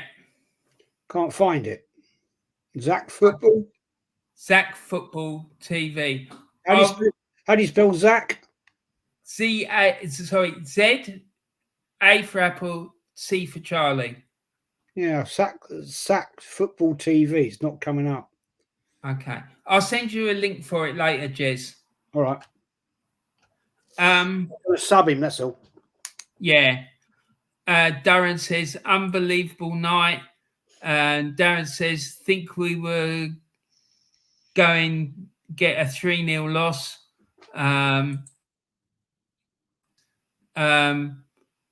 Second Derby at home, Dean Saunders 2-1 gifted. Yeah, it was horrible, that game. Leroy Rossini did us a favour up there with his header for West Ham in the 5-1 defeat. Yeah, he did, mate. GG was playing that formation a lot throughout the season. Yeah, he did. A lot of people think he just brought it in for that particular game, but he didn't. We were playing it before that, actually. So what a team that was. Got to give a shout out to Kevin Richardson, played a part in our title winning sides as well in the 80s. Yeah, true. He's a great player for Everton. That's right. Darren says, like a Highbury Hogmanay. Yes, exactly. Manny's in the chat as well. Manny, evening, gentlemen. Great to see you both. Manny, I know, is going to be setting up a YouTube channel apparently this week. I think O'Leary, when he was Leeds manager, made some disparaging comments about Arsene Wenger. Lost a few friends on the board in the process. I agree that he should have had a statue always on Arsenal.com. Absolutely, he definitely should have a statue. He's our longest ever, the most appearances for the club. It's just crazy. Right, Jez, so let's move on to the next one. The next one is the game on the 13th of November 2004. It's the Arsenal against Spurs game at White Hart Lane that ended 5-4 to Arsenal. So here it is. It's just, even just looking at that, it just makes me laugh. It's just mad. So this is your fourth match, Jez, and it's an historic game between Arsenal and Spurs at White Hart Lane on the 13th of November 2004. Arsenal won this game 5-4. I remember this game vividly, mate, and I have to say that it was, I think, the craziest North London derby I've ever seen. And I remember sitting there watching it, having absolute kittens, because, in my opinion, as the scoreline suggests, it was a madhouse of a match, especially when you factor in the rivalry between the two teams. So why did you choose this one, Jez? It's probably one of the most intense North London derbies I've ever been to. I've been to many. Outside of this one, the other one was when it was 23rd of December 78, when we won 5-0 down at White Hart Lane. With the iconic players we had with Sunderland, Stapleton, Brady in those days. But this game, it was end to end and highly intense. Seriously. You know, I mean, when you look at the scoring there, Naybet's 36, Henry 45, and then it's Lauren on the penalty 55, Defoe 61. Vieira. So we've gone 3-1 up. And then Defoe, 1 minute later, I mean, that was craziness. Straight from the kickoff, they go down, score a goal. It was mad. The whole game was just, when we went 5-3 up and then it comes back to 5-4, it was just madness. I believe I'm correct in saying it's the highest highest scoring North London derby in history. I don't doubt it, mate. It was just unbelievable. It was so one way, this way, end to end. It was just madness. Absolutely. And you were at the game, Jez, were you? I was at the game, yeah. So, why do you think that game just turned into such a goal fest like that? I can't. I mean, you've got to remember, we've got a team coming here, yeah, that go invincible. But that day, it was just the midfields. How can I describe it? It was almost there's the lineup, Jez. That helps. It's almost like the midfields just were swapping punches, because it's just like bypass, and their forwards were attacking our defence. Our forwards were attacking their defence. But look at the iconic players we've got up front there: Bergkamp, Thierry Henry, Patrick Vieira, Cesc Fabregas, Lundberg. This is the start of one of the greatest Arsenal teams ever. 100%. And sorry, Jez, go on. But the defence at that point in time wasn't the best. Pascal Saigan, great player, not the greatest. He was a weak spot that day, and he got targeted. Yeah, I mean, he was getting targeted, and he didn't have a great day. But you had Laurel, Kolo Touré, and Ashley Cole.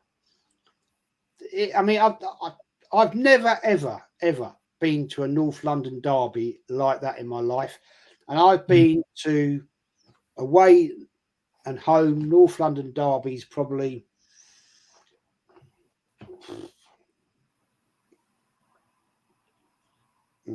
50 home away, and maybe even more than that, but it was just madness. It was madness. You know, when we went 3-1 up, I thought, that's it, game over, done, happy days. And then they came back, and then we went up again, and then they came back. Then we went up again, and they came back. And I was like, what the hell is going on here? I mean, that game for a neutral must have been an amazing game to watch. As an Arsenal fan, it was like you're biting your fingernails, your toenails, and pulling your hair out. It was incredible. It was an incredible atmosphere. The noise. But what I saw, right, and I want to ask you about this, Jez. Were the defenders, did it get to the point where they were like having a go at each other? Or did they just like stay composed and try to keep doing their job? Because I have to say, if I was playing in that defence, because as you know, you've probably heard me say this, I used to be a left back. I would have been going mental, going, what the hell is going on? Come on, we've got to do better than this. Did you see anyone sort of getting stuck in?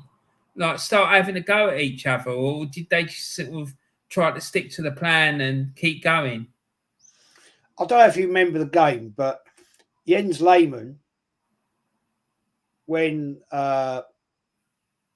Tottenham came back to 4-3, right, went up to Pascal Saigan, and he was like forehead to forehead.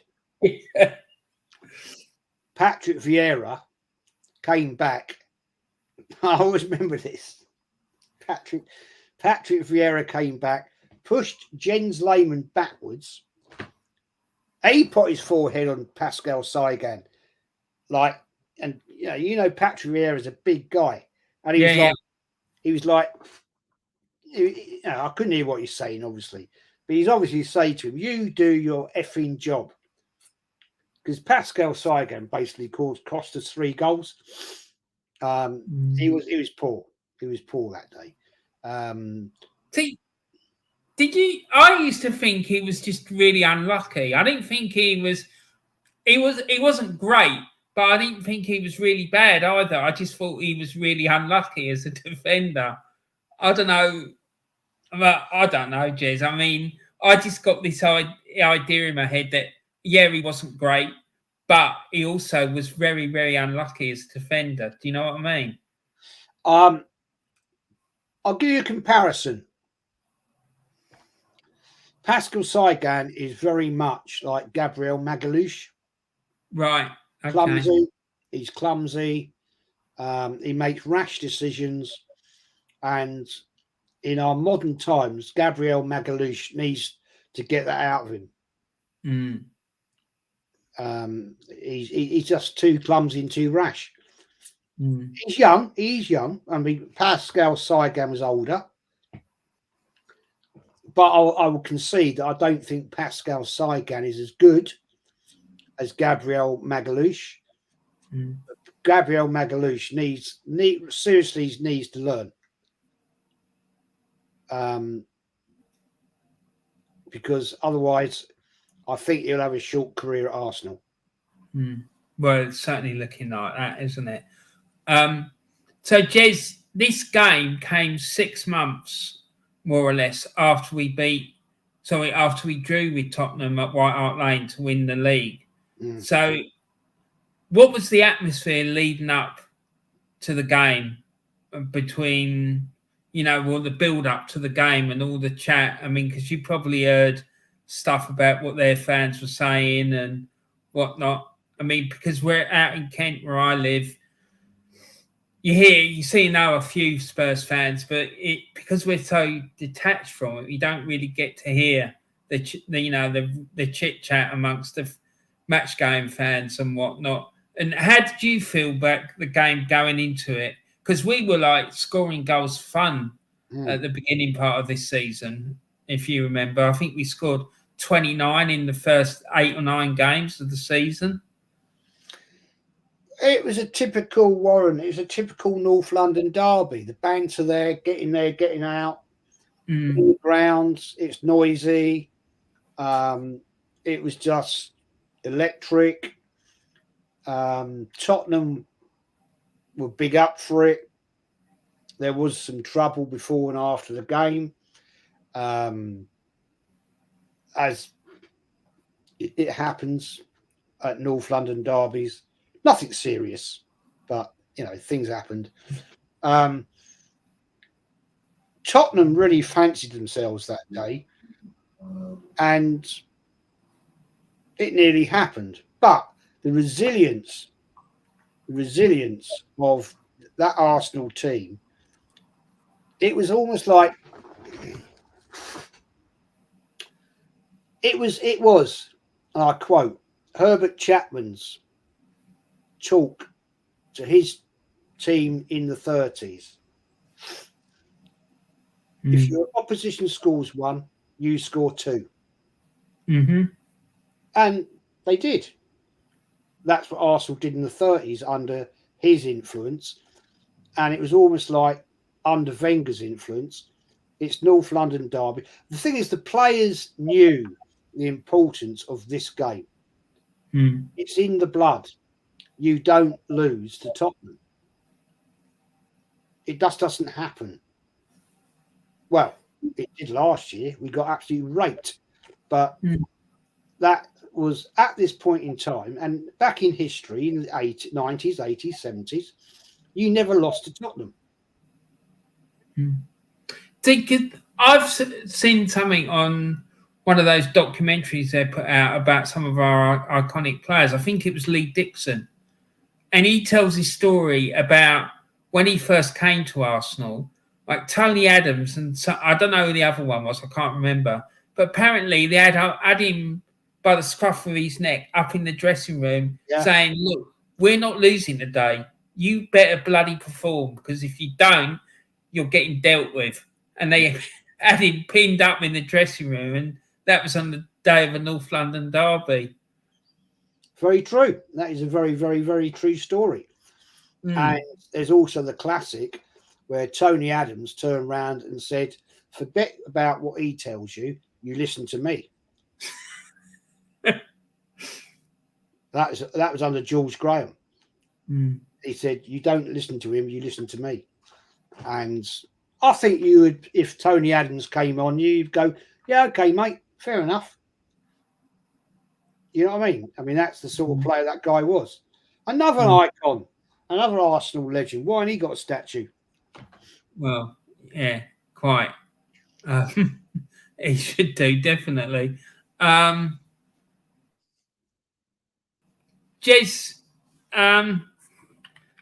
this is the lineup. Is there anything you want to particularly say about that? What a lineup!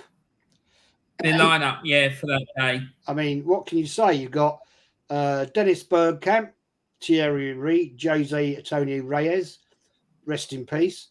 Bergkamp comes off, and you've got Robin van Persie on the bench. Oh, and you've also got Robert Pires. Oh dear. Wow. Well, you know, Cesc Fabregas, Patrick Vieira, centre midfield, Freddie Ljungberg, legend, Lauren, Kolo Toure, Pascal Sagan, that's the weak link, Ashley Cole, and Jens Lehmann. Who the hell would want to face that lot now? So, guys, go on, sorry, Jez. No, seriously, that team would scare the crap out of most teams in the Premier League today. That's true. And look at the players we had coming off the bench and the quality that they had. Yeah. Oh, well, we've got we've got Robin van Persie. And we've got Robert Pires.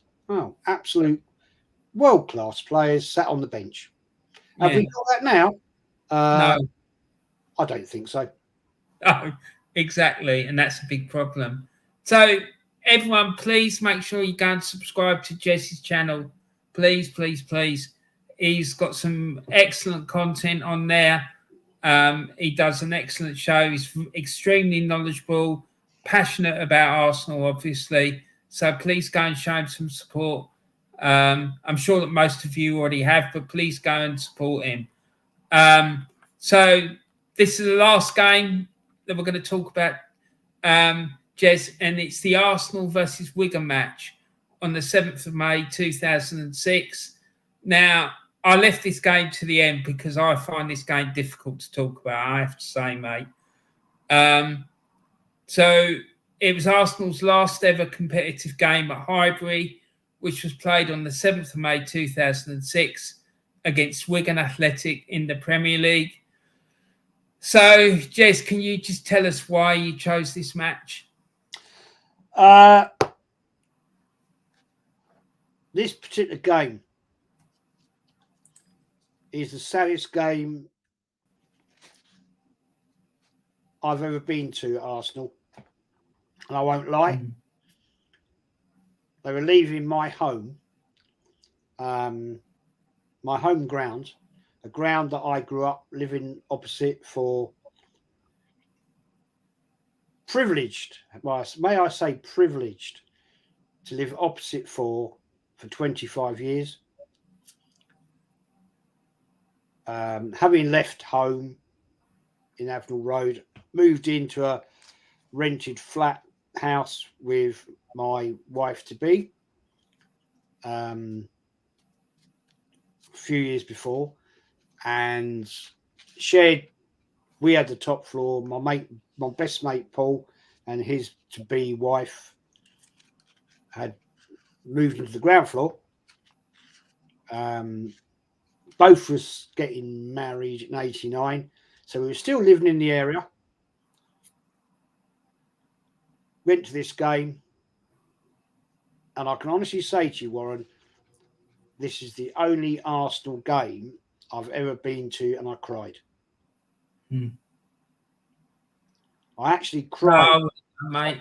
I'm struggling to hold on to it now, mate, to be honest. But go on, sorry. And I wasn't on my own in the North Bank.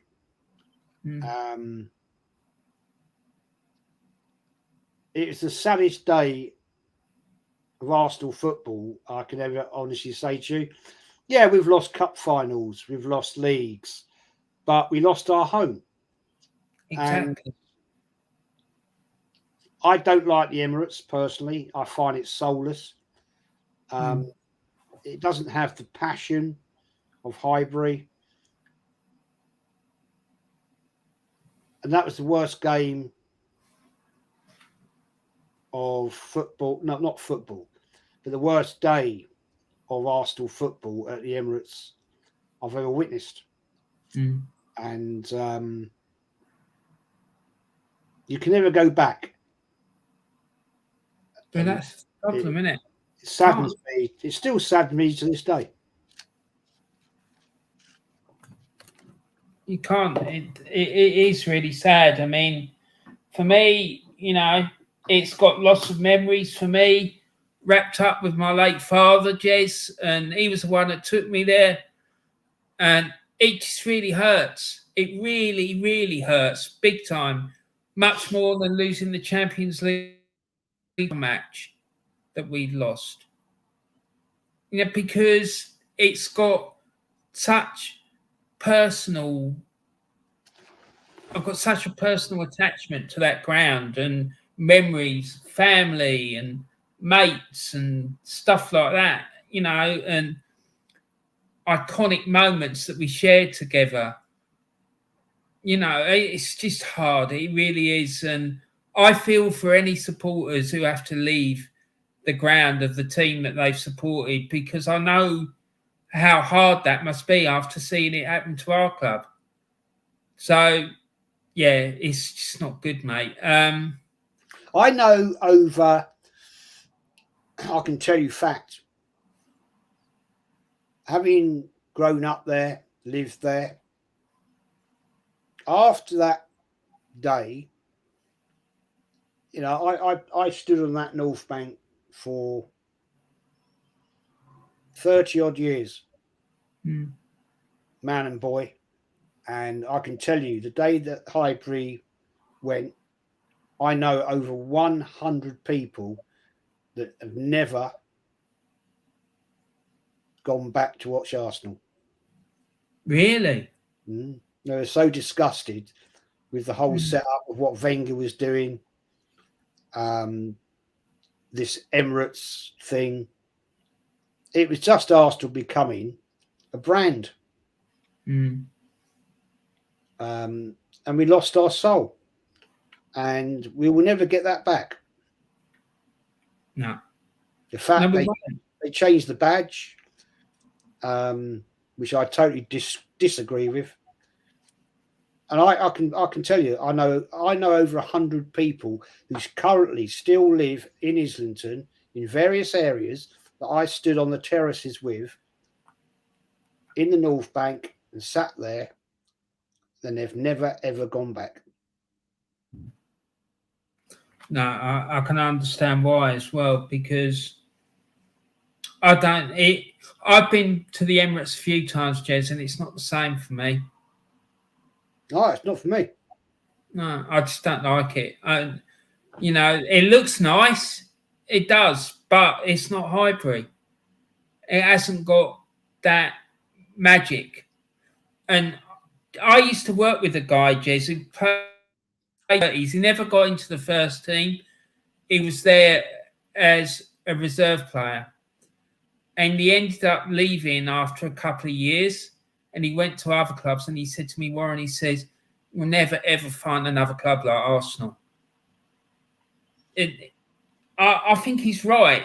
Do you know what I mean? That's what he said to me, because he said he remembers going in there, the marble halls and all of it. He said there's something magical about that club. It's a whole different setup. As a kid in the 70s, on the East Stand entrance, you had a commissionaire, cat thing, lanyard and all this, and he'd open the door to let the players in and da da da da da. And he was there every day, summer, winter. And his name was George. And you could go across, even as a little kid. I'd go over and say, "Oh, Mr. George," and he'd sit there and have a chat with you. And he'd say, where's your granddad? I go, oh, he's at home. He said, do you want to come in? Do you want to have a cup of tea with us? I said, oh, I don't know, my mum might not like it. He said, no, fair enough. And he used to walk across the road, knock on my mum and dad's door, and he'd say, is it all right if I take him in for a cup of tea, have a look round again? Now, I'd been in that bloody East Stand hundreds of times with my granddad. And he'd say, do you want to come and have a look round again? And I'd go up there, and the first thing I'd do was see Herbert Chapman's bust against the marble walls. And he would say, do you want to go and have a look in the pitch? I'd go, yeah. He said, you can't go on the pitch. Do you want to go and sit in the dugouts? I go, yeah, all right. I'd go out and sit in the dugouts, like this, and all that. And he said, right, okay, come on then, you've had 10 minutes, I've got to let you out. And that's the difference back then. It was a family thing, And then I'd get out, say, see you, Mr. George, and I'd go home and that was it. And then, you don't get that no more. No, I mean, Jez, I remember years ago, one of my mates, he was, he went to horticultural college, right? And he ended up being a groundsman with Maidstone United because they're just down the road they were from us. And when Arsenal played Maidstone in a FA Youth Cup match at Highbury, and Arsenal wrote to Maidstone and invited this young lad up to Arsenal to go and meet the groundsman at Arsenal, and he took me with me because he knew I was a massive Arsenal fan. And he took us all around the ground. He took us into where all the undersoil heating was. Mate, It was mind-blowing. Honestly, it was absolutely superb, But that, for me, just sums up what Arsenal used to be about. That's the sort of thing that, I used to do regularly, as far as I know. Do you know what I mean? I just think it was a really classy thing to do. And people make jokes about classy Arsenal and all the rest of it. But then they did have that sort of touch. And I just think it's the right thing to do. But there was a family atmosphere back then. Because it was a very tight-knit community, like it was back around Tottenham in their old environment, and like a lot of old school clubs. My cousin is an Everton fan, and he's currently a season ticket holder at Goodison Park, and it's still the same there. But when they move out to their new ground, it won't be the same. It won't be. I know you have to evolve. I know that you got to. Everything has to evolve, but it really isn't the same. No, and I agree with Jez, but it just saddens me that things like that motto that we got on the old badge didn't stay, because I think it's iconic for me. I think it's disgusting. Yeah, I do.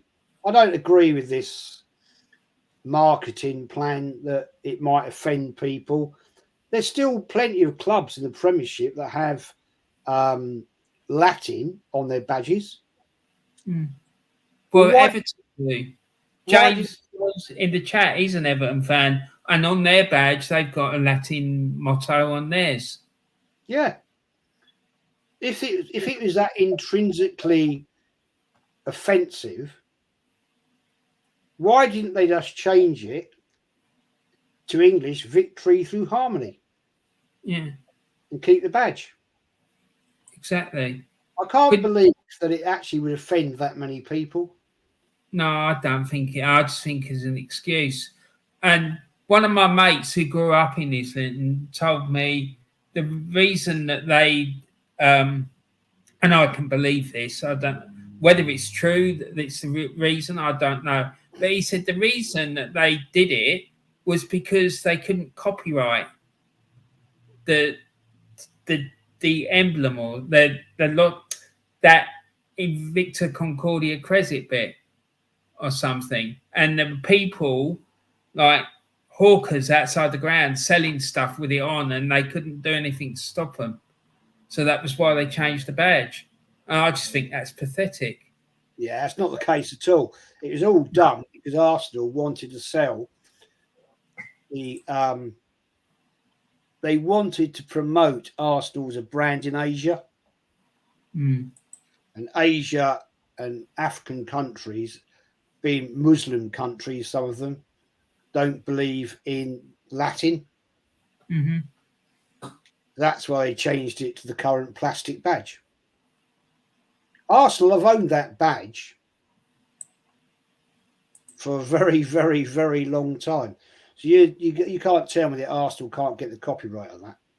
Well, no, I did find it a bit odd, but I just thought I'd tell you what my mate told me. But I just find it, if it was true, I just find it really pathetic. No, Do you know what I mean? I don't.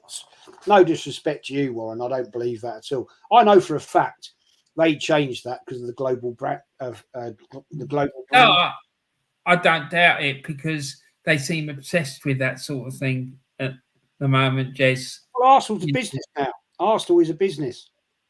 Simple as that. And it's not the club that we once grew up with and loved. It's all about money.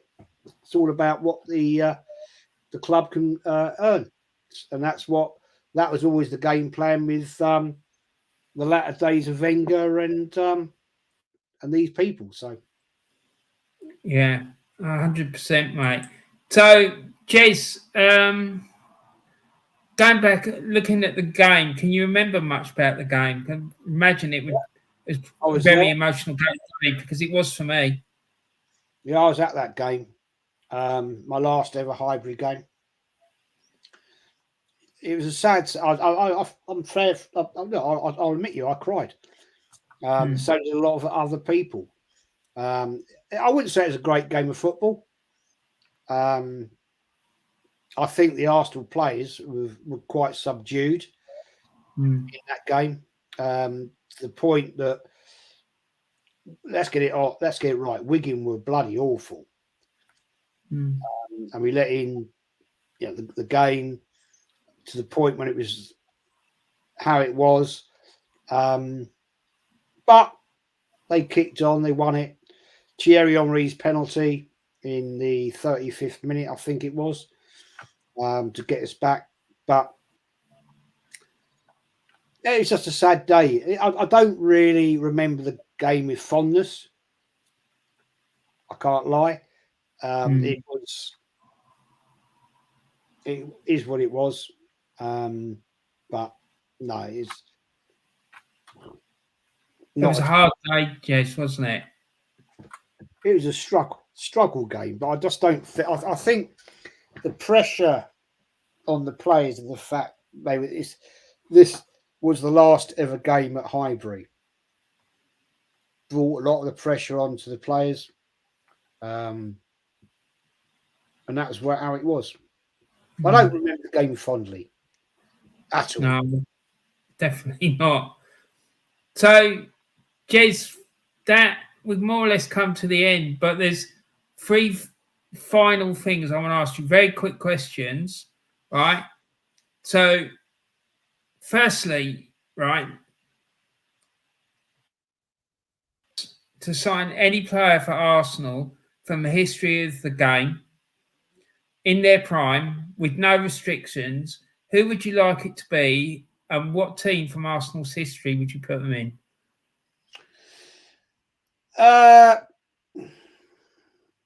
Pele, 70-71 team. Okay. That man, I never saw him live, but I was lucky enough to watch him at the World Cup in 1970. That amazing Brazil team. Jairzinho, Rivellino. They're amazing players all day long. George Best. Fortunate enough to actually see him play live 3 times. The guy was a legend. Unbelievable player.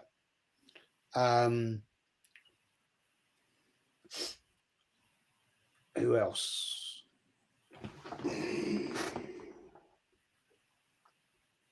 Gaza.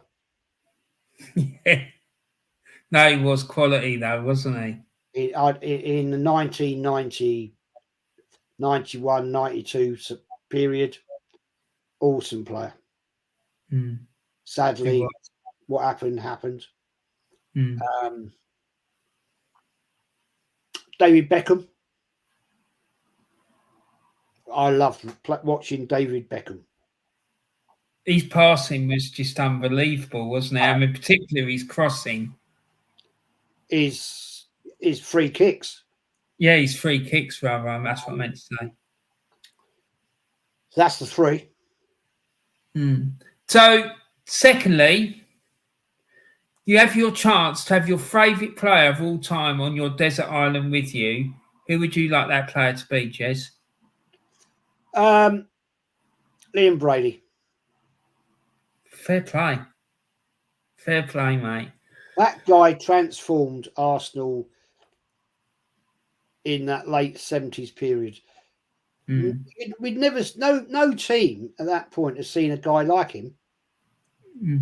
What he could do with the football was unbelievable. I've never ever seen a player in that period of time of football curl a ball like him. It was just phenomenal. That goal that he scored at Tottenham in the 1978 season, that iconic 5-0 game that you mentioned earlier, was just unbelievable. I could talk to him. I was fortunate. I've met Liam Brady on 2 or 3 occasions, and he is such a lovely man. I can imagine sitting on a desert island, right, watching the sun go down with a bottle of wine. He likes his red wine. He likes a glass of red wine. I can imagine sitting there on a beach with the sun going down with a bottle of wine and talking about the old days. That'd be a shout. Yeah, it would be. It would be. Right. Lastly, the last question, Jez, all right, before I let you go, is you have the chance to take your favourite all-time Arsenal The History and More video with you onto your desert island. Which one would you take, mate? What, my one? Yeah, your one. Christ, that's a question. Oh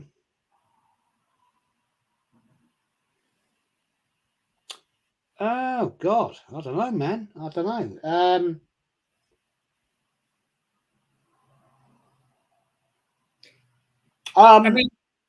No, I'll tell you what. It would probably be the Herbert Chapman. Sorry, it would probably be the one about when Arsenal moved to Highbury. Okay, fair enough. Brilliant. Because you've done some really good ones. I like that Herbert Chapman one. I like the one you did back when the club moved to Highbury. And I really like the one that you did the other night about the glory beginning of the 1930 years. Part 1. I thought that was brilliant. That's part 1. That's part 1. Yeah, that's right. So that leads us into, conveniently, you like talking about your channel and what's coming up and all about your channel again, please, Jez. Could you do that for me? Yeah. Did the show whenever it was at the weekend. It's part 1 of the Arsenal glory days of the 1930s. Part 1. I've gone into a lot of detail, and these 2 videos will be in great detail because it's a very important era for Arsenal. It's what really put Arsenal on the map and how they progressed onwards with the iconic manager. And I've got a big shout out to you, Warren, for doing that slide for me about the classic WM that Herbert Chapman devised. And modern football, if you haven't seen that video, guys, go and have a look at it, because that is still how football is played to this day. It's played in that format, but in many shapes and forms of how teams line up, but it's still the same, because Herbert Chapman believed that the defence should become involved with the attack. Before that, the defence never went beyond the halfway line. And when he brought that into this football, teams, well, they didn't know what happened to them. And if you see what Arsenal scored in the first year of transgressing into that, it's unbelievable. So go and watch it, enjoy it. I like doing the history stuff, Warren.